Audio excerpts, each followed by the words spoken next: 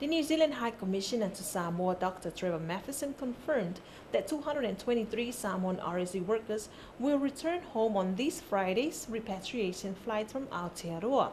The priority remains the health and safety of all Samoans and preventing COVID-19 from entering the countries.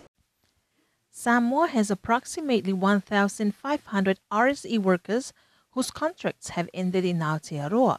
The plan going forward is to safely process the return of all RSE workers to Samoa. We're trying our best to try and find pathways to bring them home. It's not easy.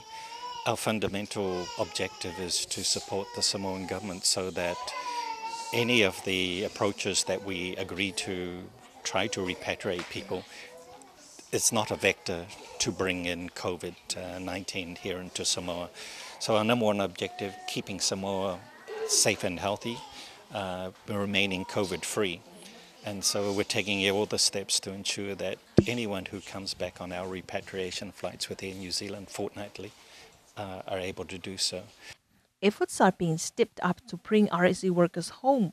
New Zealand's High Commissioner to Samoa, His Excellency Dr Trevor Matheson, says the government of New Zealand and Samoa are working closely together. The question is, what can we do more? Is it possible to get charter flights to bring them in? Or the alternative is looking at the cargo flights that come in every fortnight, putting people on those planes.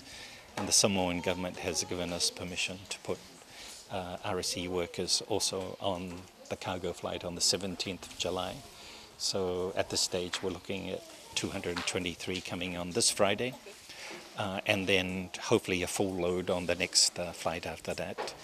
Early this week, Talafo spoke to the CEO of Summer Fruits New Zealand, who is also mediating plans to help get Pacific RSE workers home. He says, as per the RSE agreement, employers will have to pay 50% of their workers' return flights, and the workers will pay 50%. The New Zealand High Commissioner Dr Trevor Matheson says collectively working is being done to get the RSE workers home, but the utmost priority is health and safety and ensuring they do everything to prevent COVID-19 from reaching Samoa.